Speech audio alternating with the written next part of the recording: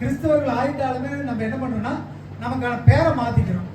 எதுக்கு கிறிஸ்துவர்கள் பேரை மாத்திக்கிறாங்க? அப்படி நிறைய நேரங்கள நமக்கு யாருன்னே தெரியாது, முன்ன பின்ன தெரியாது, ஏதோ பேரை வைப்போம். காரணம் என்ன? பையனுக்கு அப்படி பேர் வச்சா தாங்க நல்லா இருக்கும். அப்போ இந்த காலகட்டங்களில் பேர் வைக்கிறதுங்கிறதே ஒரு ட்ரெடிஷனா மாறி போச்சு.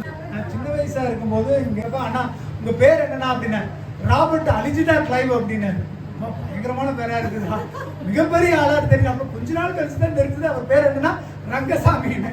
அதனால பெயர் நமக்கு பிடிச்ச மாதிரி எப்படி வேணா வச்சுக்கலாங்க, விதவிதமா வச்சுக்கலாம், அப்படியே ரசனையா வச்சுக்கலாம், ஸ்டைலா வச்சுக்கலாம். ஆனாலும் இந்த பெயர் வைக்கிறது எதுக்கு? கிறிஸ்துவங்கனால பெயரை மாத்திதான் ஆகணுமா? எதற்காக மாத்திரம் அப்படிங்கிற ஒரு கேள்வி இருக்குது இல்லைங்களா? சுந்தராமால் எலிசபெத் அம்மாவா மாறின கதை என்ன அப்படின்னு கேட்டா நமக்கு சொல்ல தெரியணுமா இல்லையா? ஏதோ வச்சாங்க, நான் போனேன், எனக்கு எலிசபெத்னு வச்சாங்க, நான் அப்படியே இருக்கிறேங்க. அப்படி காரணங்கள் பலவிதமா இருந்தாலும் ஆண்டவர் வேதாந்தத்துல நிறைய